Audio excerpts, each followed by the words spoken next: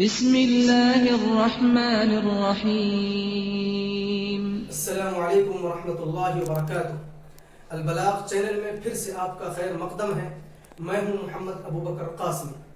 محترم ناظرین، 14 فروری کا دن خصوصاً مغربی ممالک میں اور اب تو تقریباً سبھی ممالک میں ویلنٹائن ڈے یعنی یوم محبت اور یوم عاشقہ کے طور پر منایا جاتا ہے، لیکن اس کو یوم محبت کہنا غلط ہے۔ اس کا صحیح نام یوم بے حیائی ہے، کیونکہ اس دن نوجوان لڑکے اور لڑکیاں آپس میں ایک دوسرے کو ہدیہ تحائف پیش کرتے ہیں، ویلنٹائن کارڈز بھیجتے ہیں اور سرخ گلاب پیش کرتے ہیں۔ ویلنٹائن ڈے کی حقیقت اور اس کے تاریخی پس منظر کے سلسلے میں مختلف روایات ملتی ہیں، یا یوں کہیں کہ کئی کہانیاں سامنے آتی ہیں۔ ایک تاریخی روایت کے مطابق ویلنٹائن ڈے کے آغاز کے آثار قدیم رومن تہذیب کے عروج کے زمانے سے چلے آ رہے ہیں۔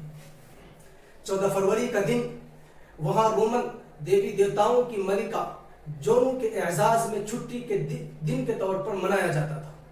اہل روم ملکہ جونو کو صنف نازک اور شادی کی دیوی کے نام سے موسوم کرتے ہیں۔ اس دن اہل روم جشن مناتے تھے۔ اس موقع پر وہ پورے روم میں رنگا رنگ میلوں کا اہتمام کرتے تھے۔ جشن کی سب سے مشہور چیز یہ تھی کہ نوجوان لڑکے اور لڑکوں کے نام برتن میں ڈال دیے جاتے تھے، اور اس کی پوری ترتیب یہ تھی کہ نوجوان لڑکیوں کے نام ڈالنے کے بعد نوجوان لڑکے ایک ایک پرچی باری باری سے نکالتے تھے۔ جس کے نام جس لڑکی کی پرچی نکلتی تھی وہ جشن کے آخر تک اس کے ساتھ رہتا تھا، صنفی ملاپ کرتا تھا، اور بسا اوقات کسی کسی کی شادی بھی ہوتی تھی۔ نمبر 2، دوسری روایت اس سلسلے میں یہ ملتی ہے کہ شہنشاہ کلوڈلیس دوم کے دور میں روم میں بہت زیادہ جنگیں ہو رہی تھیں، اور اس کی وجہ سے شادی شدہ لوگ بہت کم فوج میں بھرتی ہونے لگے، یا جوان شادی شدہ مردوں کے مقابلے میں جو غیر شادی شدہ نوجوان تھے ان کی کارکردگی زیادہ اچھی تھی۔ تو اس کا حل یہ نکالا گیا کہ شہنشاہ نے ایک عرصے تک کے لیے شادی پر پابندی لگا دی۔ تو سینٹ ویلنٹائن نے خفیہ طور پر نوجوان جوڑوں کی شادی کا اہتمام کیا۔ اس کی اطلاع شہنشاہ کو ملی اور اس کے حکم سے اس کو قید کر دیا گیا، اور پھر اذیتیں دے کر 14 فروری 269 یا 270 عیسوی کو اس کو قتل کر دیا گیا۔ تو اس دن کو اسی کی طرف منسوب کرتے ہوئے تعزیت کے طور پر مناتے تھے، اور تقریباً چوتھی صدی عیسوی کے آخر تک اس دن کو تعزیت کے طور پر ہی منایا جاتا تھا، لیکن پھر اس کے بعد یوم محبت کے طور پر منایا جانے لگا۔ ایک روایت اس سلسلے میں یہ بھی ملتی ہے کہ سینٹ ویلنٹائن نام سے برطانیہ میں بھی ایک شخص تھا۔ اس کو عیسائیت پر جمے رہنے کی وجہ سے قید و بند کی سزا سنا دی گئی۔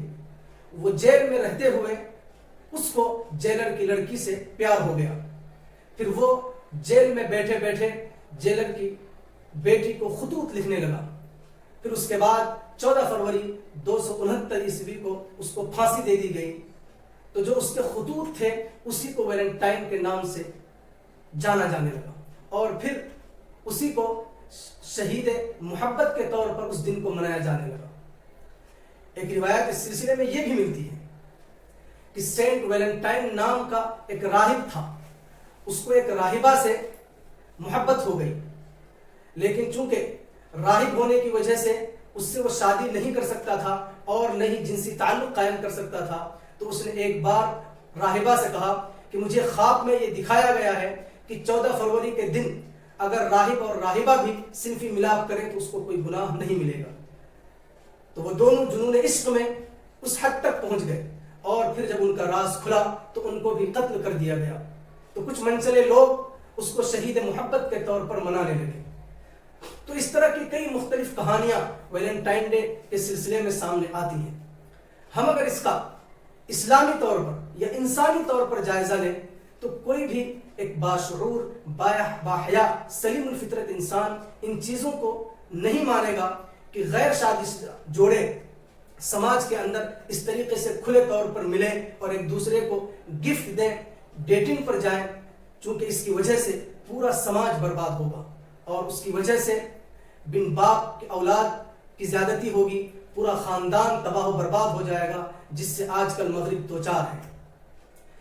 نبی کریم صلی اللہ علیہ وسلم نے ایک بہترین اور خوبصورت ہدایت دی، اور صفت حیا کو، شرم کو انسان کی بہت بہترین صفت اور اسلام کا ایک اہم شعبہ قرار دیا، اور فرمایا الحیاء شعبۃ من الایمان۔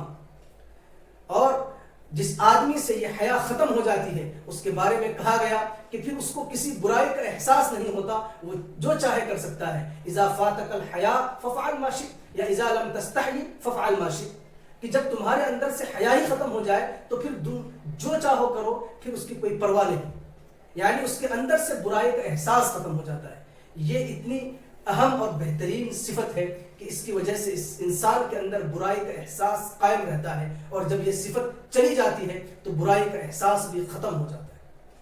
ایک روایت میں یہاں تک کہا گیا کہ ایمان اور حیا دونوں آپس میں لازم و ملزوم ہیں، جہاں سے ایمان جاتا ہے وہاں سے حیا بھی جاتی ہے، اور جہاں سے حیا جاتی ہے وہاں سے ایمان بھی جاتا ہے۔ دوسری چیز، نبی کریم صلی اللہ علیہ وسلم نے ایمان والوں کو تہوار منانے کے طریقے بھی بتائے، اور یہ بھی بتا دیا کہ کن دنوں میں خوشی اور جشن منانا ہے۔ چنانچہ حضور نے عید الفطر کی طرف اشارہ کرتے ہوئے کہا ان لکل قوم عیدا وہذا عیدنا، کہ ہر قوم کے لیے ایک عید کا دن، خوشی کا دن ہوتا ہے، اور ہمارے لیے یہ دن خوشی کا دن ہے، عید الفطر کا، اور اس کے لیے آپ صلی اللہ علیہ وسلم نے ہدایات دی۔ تو مسلمانوں کے لیے تو دو ہی تہوار ہیں، اگر ہم اس کو بھی تہوار کے طور پر مانیں تو یہ اہل روم جو کہ بت پرست تھے ان کی اس مشرکانہ رسم میں شریک ہونا ہوگا، اور حضور نے فرمایا من تشبہ بقوم فہو منہم۔